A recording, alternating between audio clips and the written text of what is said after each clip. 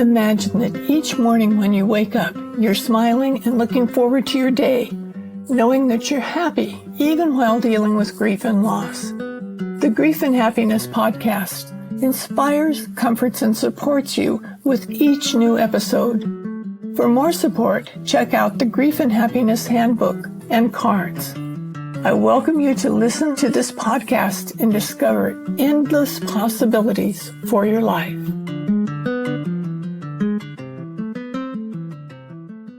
Aloha. I'm so glad you joined us today. I have a wonderful guest, and we're going to have a great talk. I have had the opportunity to talk to Kandiee before, and we've got a lot in common, so we have a lot we can talk about. So this is Kandiee Campbell, and welcome. Thank you so much, Emily. I am so grateful to be on your show and your podcast. I look forward to this conversation because you're right. We do have a lot in common, and I've had the privilege of having her on my radio show and my podcast, and she's truly a remarkable woman.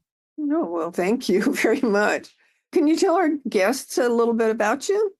Well, I'm kind of got two hats, I guess I could call it. I'm a therapist who helps people process and transform loss, grief, overcome anxiety, and master their fears.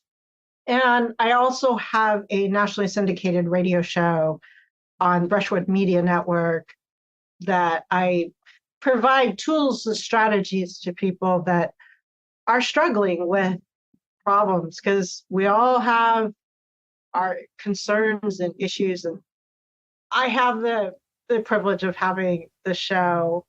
I mean, it's called the Awaken Hope Show. And I currently have at present over 1.5 million listeners. So I'm slowly but surely growing. If I can make a difference in this world, that's what makes me tick. That's so awesome. I think that's what keeps me and most of us who are working in this kind of field, that makes us want to do it, that we know that we're truly making a difference, truly helping people in a way that's not that easy to find. People are hurting every day.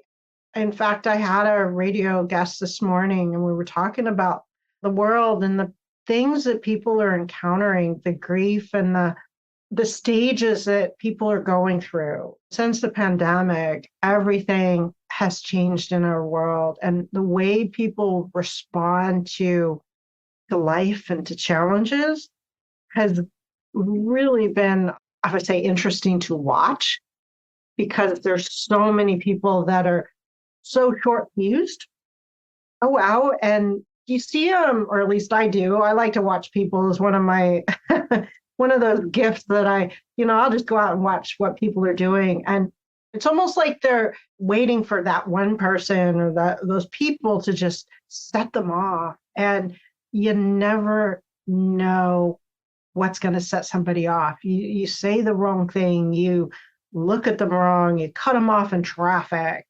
and people go off. And it's really sad that so many people are so troubled about life.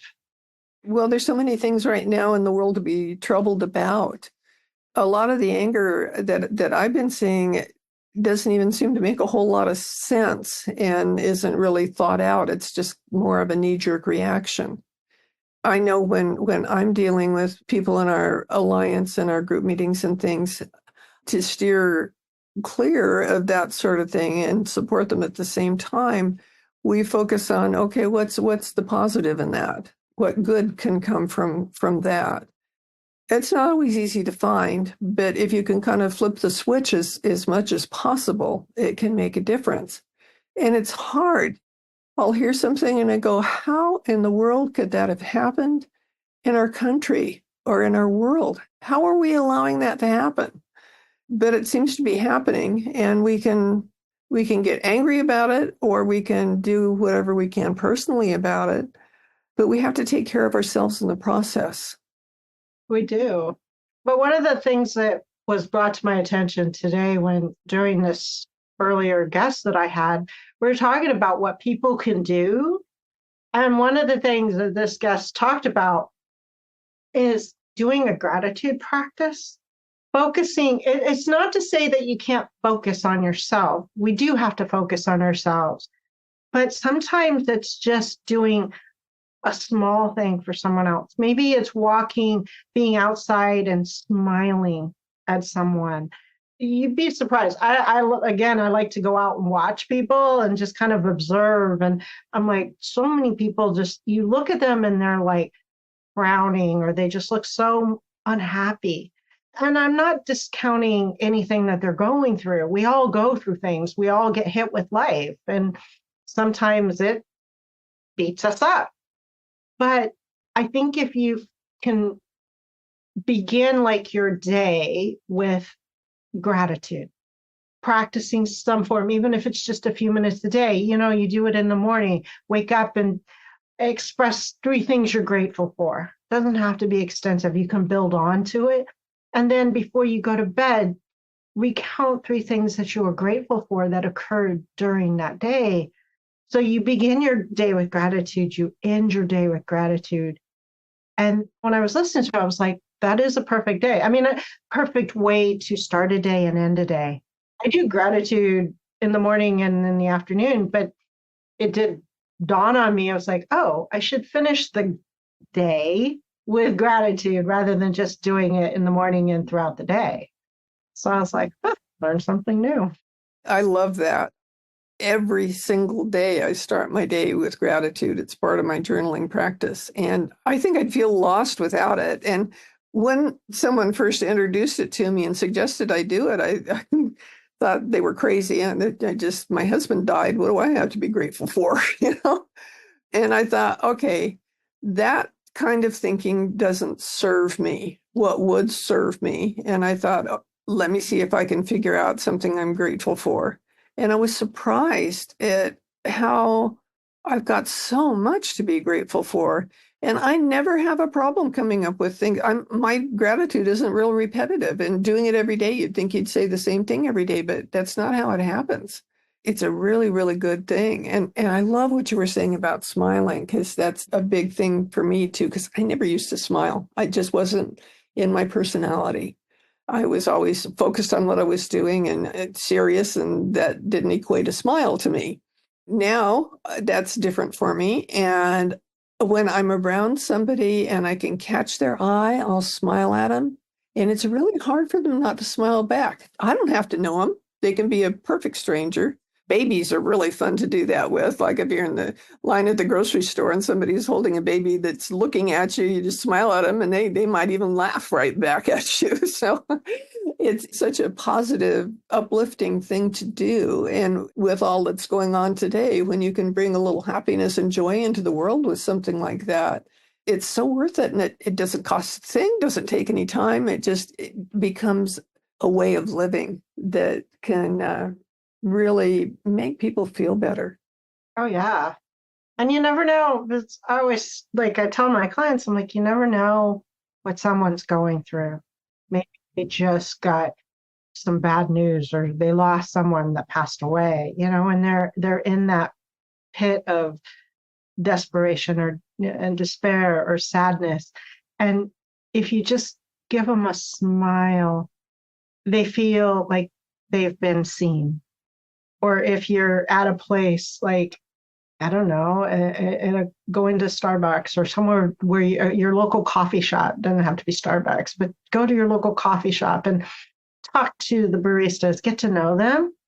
Especially if you're a regular, you go regularly, or even your neighbor, if you're standing in line at the grocery store, just strike up a conversation. And sometimes, yeah, if they want to talk, they will. But more often than not, most people do like to have a short, brief conversation. They may talk about themselves, or maybe they'll talk about something that's coming up that they're impacted with. And oftentimes, if you just give someone that opportunity to kind of vent, they feel better. They will smile more. They'll engage. And because we all are, I know, our core things that we all struggle with is we all want to be seen and we all want to be heard. and understood. Everybody has that main desire to be seen, heard, and understood. And if you can do that for somebody else, just think of what can come back for you. Because I firmly have, this is the way I approach life these days, is I go, and it doesn't matter if it comes back from that person. Maybe I'm having a conversation or just smiling. It doesn't have to come back from them, but it can come back from somebody maybe that's in my life. And you get what you need when you focus on someone else's needs. That's beautiful. And it's so true. It really works a lot. And you made me think about something that I recommend to people too, that there's so many wrong things you can say to someone who's grieving that aren't helpful. And so people say, well, what can you say? Because I know with me, if one more person said, I'm sorry for your loss, I think I felt like throwing something at them. And I know that there's no bad intentions with that. They're trying to offer some comfort. They just don't know how. And so I always tell them to say something kind about the person who died. It's amazing the difference that can make. With me, when Jacques died, I'd have people come up to me and say, I loved it when he played that part in that play. It was so much fun to watch him. I keep sending people and going back to see it over again because it made me laugh so much. And they couldn't help but smile when they were saying that. And of course, that made me smile too, because I could visualize him in that part in that play. And it was kind of a silly thing, very small part in the play, but that's what everybody walked away from that play remembering because it was so cute. And he also was a fabulous singer. And they'd say, whenever I hear a certain song that he would sing, I think of him. Or whenever I heard that he was performing someplace, I always made an effort to go because I love to hear him sing so much. That sort of positive thing, it doesn't have to be about something specific. It can be just something in general, like, I loved his smile. Something like that, anything like that. When you say that, the person can't help but if they don't genuinely smile back to you, which may be hard to do early in grief, they're feeling it in their heart. And when you're seeing your smile provides them comfort. And sometimes it's just like you said, most people I've encountered, they're uncomfortable in grief. They don't know how to respond. But sometimes it's just like, it's offering a small task. Like if they have kids, can I bringing bubbles for the kids, or bringing someone a meal during a grieving time can take a load off of someone's shoulders. Like, oh, especially if they have children, what am I going to fix for dinner? Your mind is trying to go down the direction of, how am I going to navigate this? You're not thinking about, when am I going to fix food for my children? But if you can do something that's simple, or can I come mow your lawn? Can I give you a Starbucks coffee cup? A coffee cup, coffee, Yeah, coffee, yes. Doing the smallest things, and it doesn't require a lot. Maybe it's just sitting there and having tea with them, or sitting and having lunch and just listening. Because for me, and I understand that, I mean, you kind of know a little, when I lost my little girl, people were really uncomfortable. I mean, that's not something I would really wish on even my worst enemy. It's a hard thing to lose a child. But compounded, you can see the angst, I guess, on their face, or they don't know what to say. But sometimes it's just like, if you don't know, maybe ask, and so can you tell me about your husband? Can you tell me about your daughter? So you know a little bit more, and it's the person that's grieving gets that opportunity to talk about their loved one. For me, I know the worst thing that I heard was, oh, she's in a better place. Oh, don't say that. Please never say that again. That was hard because I just wanted to scratch out their eyes. I'm like, no, that's her place is here with me. I mean, I know she's always in my heart. She's always with me, but she's just not in this visible world. Not right now. I'll connect with her. I'll see her again. But right now, she's not with me physically.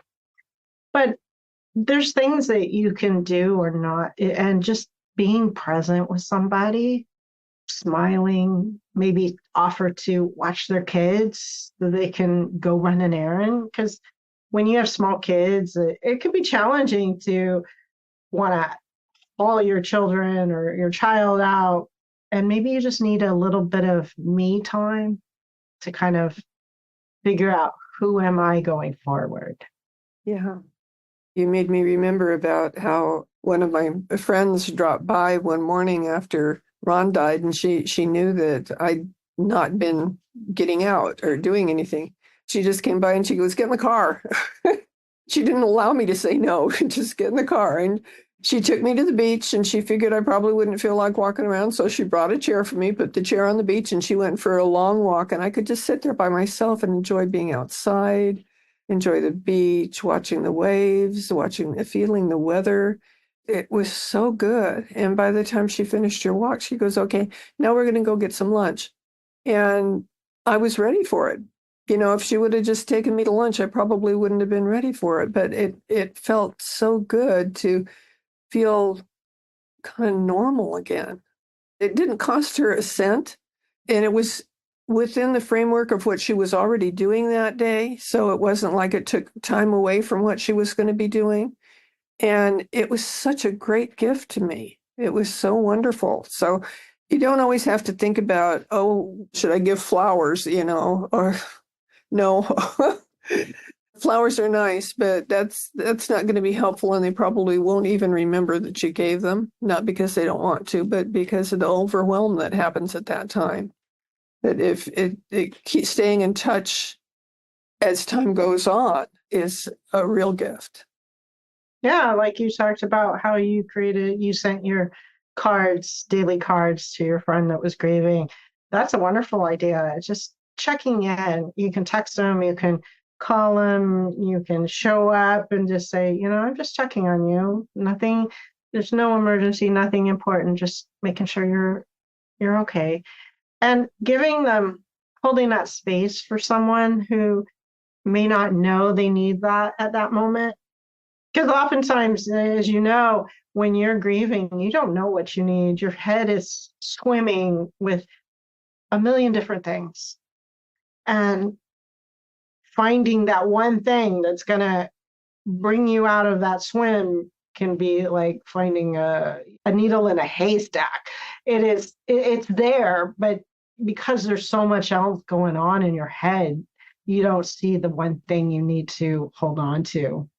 It's a process, just checking in, just letting someone know that you care and that you're not just, oh, I'm not gonna bother you because I don't know what to say. Well, sometimes if it doesn't require an answer, if they don't respond, my daughter-in-law, she moved here, and I know she was having a tough time in her own little way, moving away from her family. Her family's in Colorado, and she's here other than my son and some of his law school friends and us. She really doesn't know a whole lot. So I started, especially after she had the baby, I just text her. I'm like, just checking in. Are you okay? How are you doing? And sometimes she'll send messages, but they don't send. And at the end of the day, if I haven't heard from her, I'll send her another message. Are you okay? Just checking, making sure you're okay. And she's like, oh, I'm sorry, my message didn't send. But it's just, I guess by doing this, she's felt that she can open up to me. I don't go intruding on her space. I confirm that it's good to go because, of course, I want to go see my grandchild, but I also want to help her. But it's just being there and available when she needs it, not on my timeline, but on hers. Yeah, that's so important. You reminded me of a friend of mine who her husband kept being in the hospital and was getting sicker and sicker, and people wanted to comfort her and do something for her. And so she wrote up an email that whenever anybody said anything like that, she would send them that or text. She said, I know you're concerned about me, and I appreciate that so much. But if you want to do something that would really help me, send me something funny. Just something clean. Don't send me dirty jokes, but send me something that's really funny. And she started getting babies laughing, puppies rolling around, and clean jokes and all kinds of things. And she had so many friends that she got a lot of that. And she knew that if she needed a boost, all she had to do was open up her phone, and there were all these things that would make her smile. And again, didn't cost anybody anything. And everybody kind of got some happiness out of looking for those things because it was fun to do that too. Yeah. And the thing with grief is you have to grieve any change. It's not, yes, the number one reason you're going to grieve is a physical loss. But, I hear people say, well, I haven't lost anybody or they haven't experienced that. So, but I always come back and I say, okay, have you lost a pet? Maybe you went through a divorce or you lost a friendship that you thought was going to be a long-term friendship. And then all of a sudden they just stopped talking to you. Have you lost a job that you had that you thought was you loved your job and now you're not there? You got that notice, oh, by the way, your job is ending or we're having to let you go. It's loss and grief isn't anything that changes you. Maybe you move to a new state and you know nobody, or maybe you have a very small circle of who you know. And that can be very unsettling, especially if you've lived in a place all your life and now all of a sudden you're not there, your family's not there, and you're kind of like, oh, now what? That's right. And other times, grief can be about something that you wouldn't think that you would be grieving about. For instance, if you felt very strongly about somebody who was running for office and the other person got elected, that you got to deal with that. Because just sitting around and being angry about it's not going to help anybody, but deal with it. It can be a community grief, like here on Maui, we've got the community grief over Lahaina. And the town that I grew up in, California, happened to be the one place in the United States that lost more people in the Vietnam War per capita than any place in the country.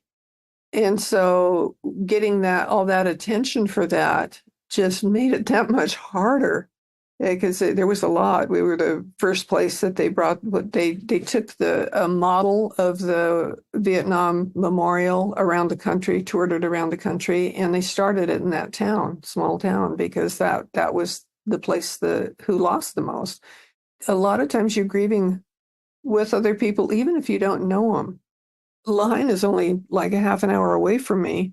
And I don't really know people that live there now, but I've known people who had businesses there, that performed there, that I used to go to eat there all the time. And it was a very familiar place to me.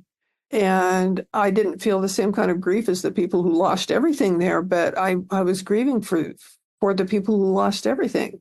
They may not have been the ones that died, but I was so concerned for those people, as was the island. The people on the island came together to support all those people. You could go on forever talking about all the different kinds of grief that it's important to pay attention to, because if you ignore it, it doesn't just go away. But the best thing you can do for yourself is go, oh, yeah, I recognize I'm feeling that way. Now, what can I do about that?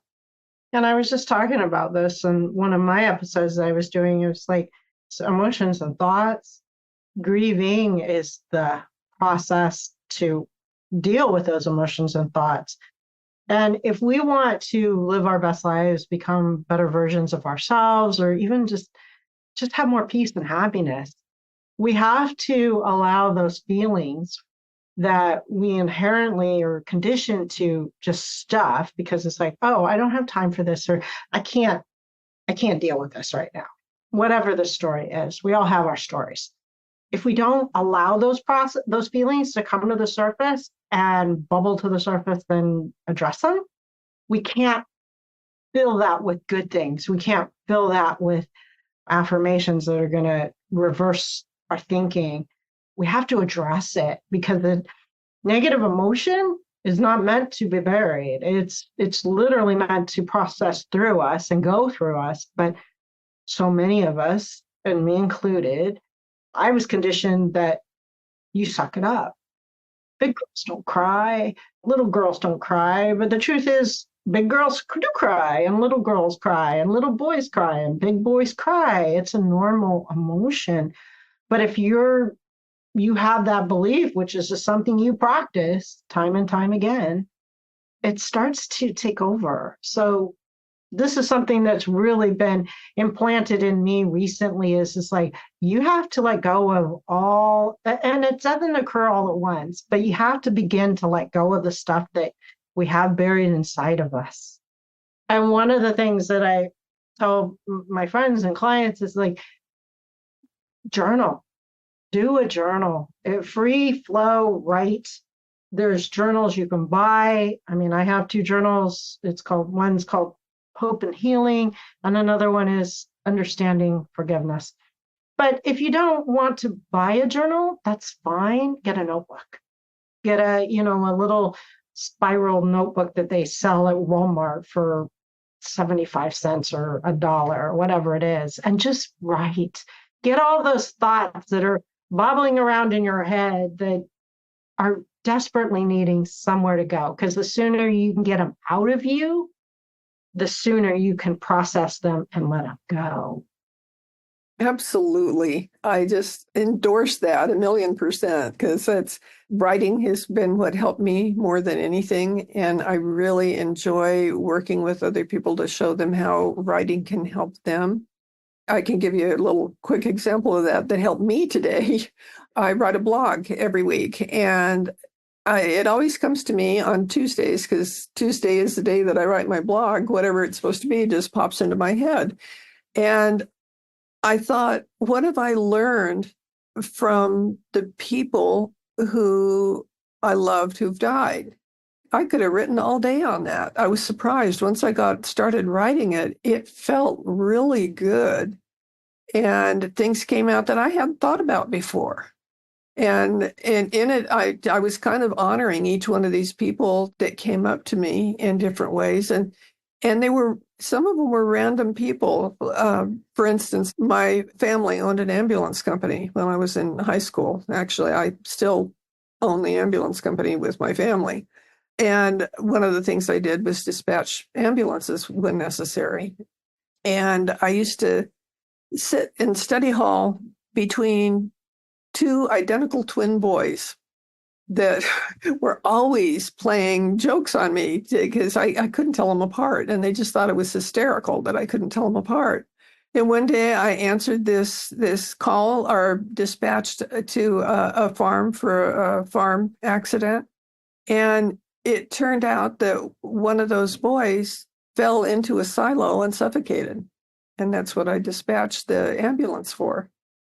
He came to me when I was writing today, and I thought, what did I learn from that? And I thought, pay attention to every moment. It could be that he just slipped and fell, or it could be that, it could have been anything that caused him to fall in there. But if I pay attention to the moments, I won't, like right now, be dealing with an injury of my foot from when I fell. And I think maybe that's why it came to me, that I can learn from him. There's always something, and the list was long. I didn't put them all in the blog that I wrote, because it would have been another book. But I just picked some of them. So pick something like that to write about, and you'll be amazed what you come up with. Yeah. I like to journal. For me, when maybe I'm chosen to go down the road of anxiety or stress, and I'm focusing on something, I'm borrowing energy from an event that hasn't occurred. But if I just start writing, I get it out of me. And then I can go back and look at it and go, oh, that's why you're thinking what you're thinking, because this says right here, you got the XYZ going on in your mind. Or I have found that sometimes for me, it's cathartic just to unload everything, because we have thousands of thoughts that occur. And not all the thoughts that we have, are they worthy of entertaining? But it's kind of like it reminds me of like a child. You know, you see when you're in the store and you see a child and they're like, mommy, mommy, mommy. And if you don't pay attention to them, they get louder. Oftentimes, out of impatience, we get upset with our kids, but it's not that they're trying to be annoying. They're just trying desperately to get your attention.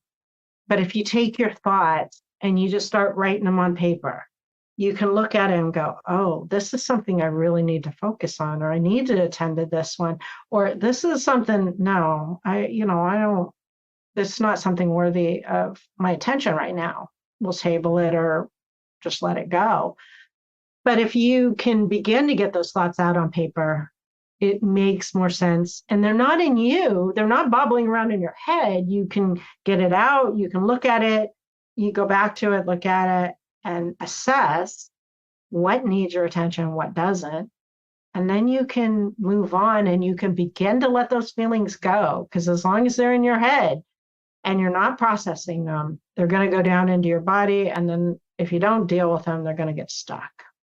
Yeah, or explode. Mm-hmm. Yeah. Like blowing a balloon up too big. There's only so much air you can put into it before it's going to pop. Mm-hmm. You're right.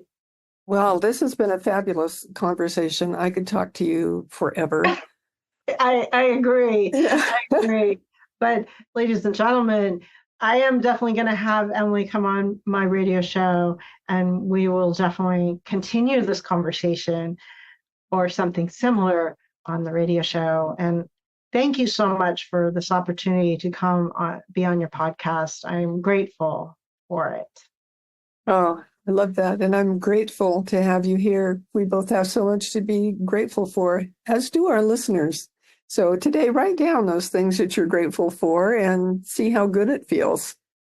Thank you for listening to us, and we'll have the show notes with information about Kandiee in it so that you can track her down and listen to her show on the radio and come back again to hear more podcasts from Grief and Happiness. Aloha. Do you want more comfort and support and happiness? Join the Grief and Happiness Alliance at our free gatherings on Zoom every Sunday. Visit my website at griefandhappiness.com and read my books, The Grief and Happiness Handbook, and get your set of the beautiful Grief and Happiness cards. Be sure to subscribe to our podcast, rate it, review it, and binge listen to all of our episodes. I can't wait to welcome you back to another episode of the Grief and Happiness Podcast.